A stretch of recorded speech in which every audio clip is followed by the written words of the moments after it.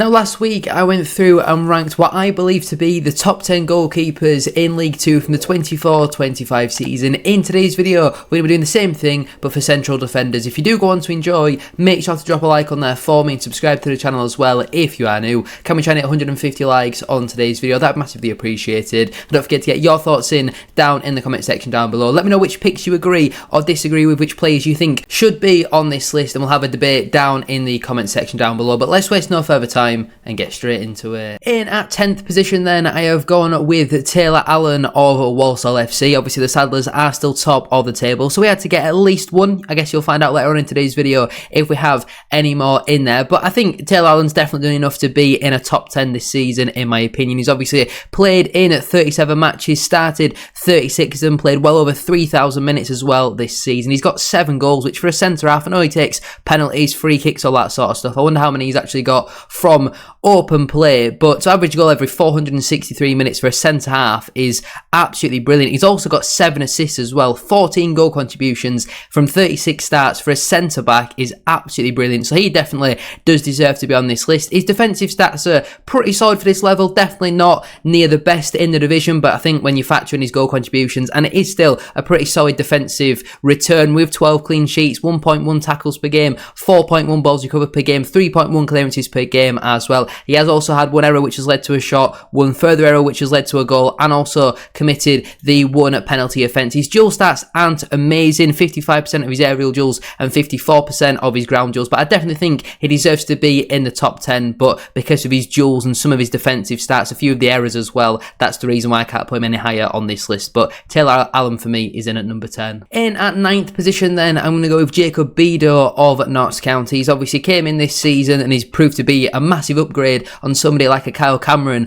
from last season, but I think his technical ability is clear for all to see. Did very well with Morecambe last season. He's obviously done a job at left centre back at times, played as a left wing back, done a job at left back as well, and I just think he's a very good left footed dependable defender, very good on the ball this season. He hasn't scored a goal, but he has contributed to 3 assists with an 83% passing accuracy, which I do think is pretty solid. Defensively his stats do look pretty good, 13 clean sheets, 1.9 tackles per game, 2.8 balls recovered per game, and 3.7 clearances per game as well. His duel stats are a little bit better than somebody of Taylor Allen, who I obviously have in at number 10. He has a 58% win rate for his ground duels and 56% for his aerial duels. I still think there is definitely better in the division, but without a doubt Jacob Bido has massively improved that Notts County defence from what it was last season. There's a reason why last season they conceded about 80-90 goals. This season so far they've only conceded the 39. Jacob Bido's in at 9th. In at 8th on this list then, I'm going to go with Jay McGrath of Doncaster Rovers. Now when Bradford City played against Donny back in October, I think it was one of our only 2 home defeats so far this season. Jay McGrath was absolutely outstanding. He wrestled with Andy Cook for the majority of the game, and I was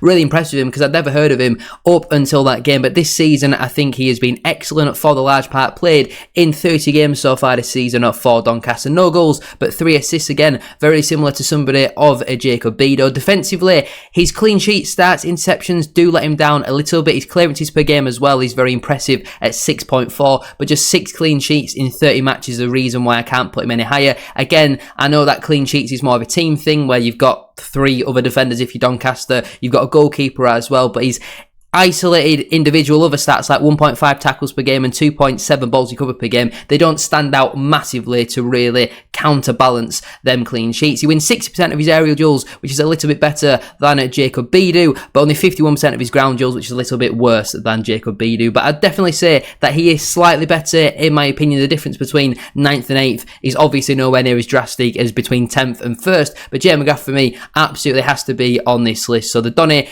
Irish 21-year-old is in for me in 8th. In at 7th on this list then, I'm going to go with former Bradford City defender Matty Platt. Again, similar to Jacob Bido, came in and has massively improved in that Notts County defence this season. Played in the middle of the back 3 for the large part. He's played in 37 of Notts County's 38 matches, and he's been a big reason as to why their defence has massively improved so far this campaign. He does still have an error in him, a mistake, a lapsing concentration.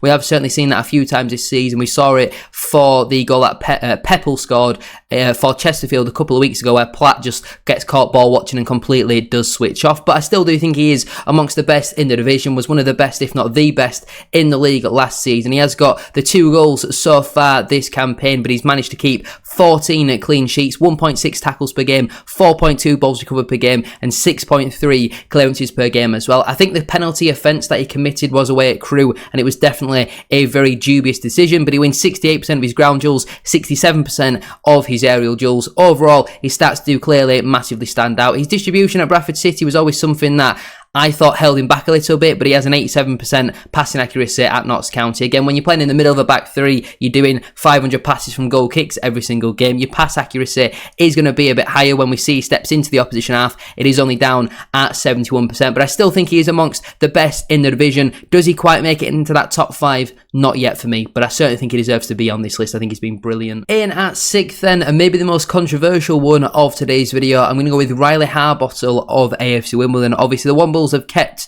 the most amount of clean sheets, I think, in the division this season. They've conceded the lowest amount of goals, and spoiler, Riley Harbottle is the only Wimbledon defender I am putting on this list. It might be controversial. People will be asking, where's Joe Lewis? I'm sure some Wimbledon fans will be saying Joe Lewis is better than Riley Harbottle. In my opinion, I think Riley Harbottle is absolutely outstanding, and I'm really confused as to why Jackson doesn't really play more. He has only played in the 18 games so far this season. No goals and 1 assist. A 63% passing accuracy for AFC Wimbledon is like incredible. That's like Matty Platt getting 93% at Notts County. His defensive stats though are brilliant. 6 clean sheets in 16 starts I think is absolutely brilliant. That's the same amount of clean sheets as Jay McGrath has got in 30 starts for Doncaster. 1.4 interceptions per game, 1.8 tackles per game, 2.2 balls recovered per game, and 4.3 clearances per game as well. His duel stats aren't quite amazing, just 50% of his ground duels, but 59% of his aerial duels. When you compare him identically to Joe Lewis, he keeps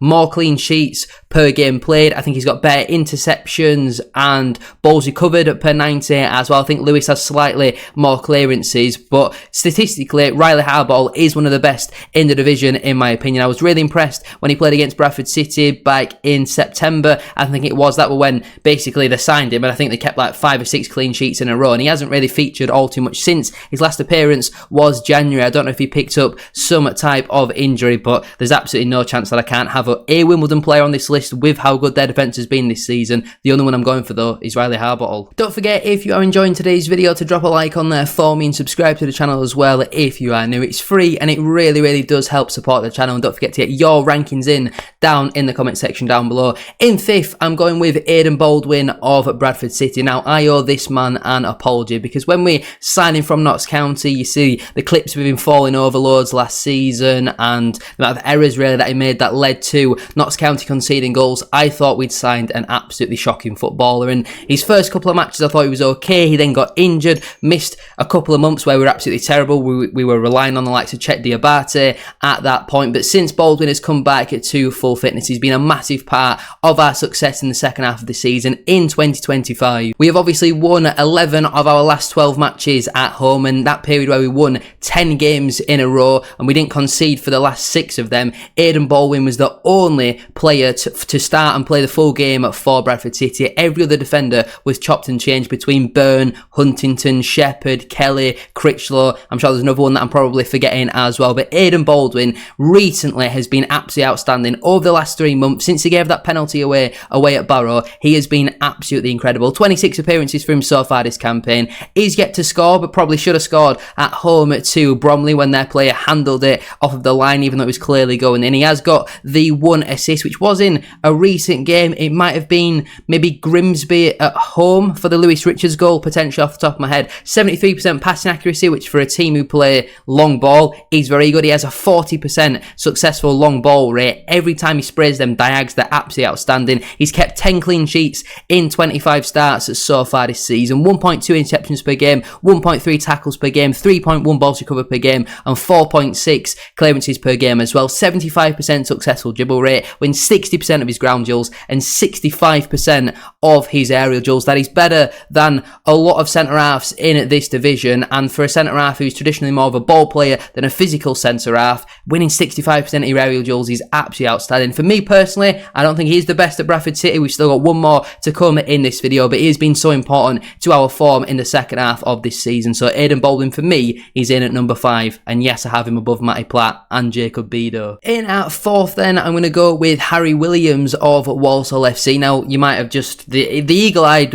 viewers amongst you might have noticed that we have just actually had to switch from SofaScore to WhoScored because Harry Williams, for some reason, isn't on SofaScore. So some of these stats might be done in a slightly different manner, but he has played in 25 games so far this season, averages 1 tackle per game, 6.2 clearances per game as well. In terms of his offensive stats, he's contributed to 3 goals so far this season, and he has a 67.5% accurate pass rate, which I think is pretty solid. Unfortunately, we can't go into some more of the detailed stats, which is slightly disappointing. This is why I do definitely prefer SofaScore to WhoScored. Harry Williams, though, I think he's a bit more of an old school traditional type of centre-half, and he has been a big reason as to why Walsall have been so successful so far this campaign. Now, the Saddlers have conceded the most amount of goals out of the top 4 teams in the league at the moment. I would assume a lot of them have been recently. First half of the season, they weren't really conceding. A large part of that was down to Harry Williams, and at 22 years of age, I can only see him playing higher for the remainder of his career. I think he's a top player. He's played over 2,200 minutes in the league as well this season, so he's in at 4th for me. Into my top 3 then, I'm back over on SofaScore. I'm going to go with Mickey Demetriou of Crewe Alexandra. Now, we've seen recently how important he has been to this Crewe team. Obviously, he got injured at the beginning of February, and that is when Crewe really did start conceding a lot of goals. First game back against Notts County, he immediately keeps a clean sheet. Last season, we obviously saw with the amount of goals and assists that he got, 6 assists and 8 goals, 14 goal contributions in 45 starts for a centre-half last season was absolutely incredible. This season, obviously, hasn't quite got as many, 1 goal and no assists in the 29 starts, playing over 2,600 minutes. On the ball, he's very solid with a 72% accurate pass rate. Defensively, absolutely excellent though. 11 clean sheets, 1.4 interceptions per game, 1.2 tackles per game, 3.1 balls recovered per game, and 9.7 clearances per game as well. He has had 1 error which has led to a goal, and 2 further errors which have led to a shot, which is the reason why I'm not going to put him in second or first on this list, but he still wins 67% of his aerial duels and 66% of his ground duels as well. Proper old school traditional centre-half, 35 years of age, very experienced figure in that very young Crewe Alexandra side. They are currently 1 point off of the playoffs at this moment in time, but Mickey Demetriou for me has been a big reason as to why Crewe have been so successful over the last couple of years, so he's in at 3rd place for me. In at 2nd place then, I'm going to go with Joe Olowu of Doncaster Rovers. So yes, I do have a Bradford City player in first. We'll come on to that in a moment. But Joe Olowu this season has been absolutely outstanding. Him and McGrath, I think, have formed a real partnership for Grant McCann's side, but I would definitely say Olowu is better of the two. Obviously, has missed the last couple of matches through injury, and that has coincided with Doncaster going on a little bit of a wobble. Just 2 points picked up out of their last possible 9 available, but he has still started the 27 games so far this season where he has scored the 3 goals, also chipped in with 2 assists, 79% accurate pass rate. Again, the clean sheets is really letting him down, but in terms of his other stats, they are really impressive. 1.1 interceptions per game to go along with them at 7 clean sheets, 1.4 tackles per game, 3.1 balls recovered per game, and 6.3 clearances per game as well. He has had 1 error, which has led to a shot, but he wins over 60% of his ground duels, nearly 65% of his aerial duels. And when you play against Doncaster and you see the difference between when Joe Olowu plays and somebody like a Tom Anderson, you clearly do see the difference. Joe Olowu for me though absolutely has to be on this list, and he's in at 2nd place for me. And in at 1st place then, I'm going to go with Barnsley loanee Jack Shepherd. Now recently he has made a couple of mistakes which have led to 2 goals, but nothing where you think that is an absolute blunder. It's just maybe getting out strength, for example, and that is because he has set the standards so high this season. Again, especially over the last couple of months, he has really proved to be one of the best centre-backs in the AFL, and goodness me, Barnsley must have some unbelievable defenders if for some reason they didn't decide to recall him in January. I've still no idea why they didn't want to do that, because he would probably go in and be their best defender, because I'm telling you now,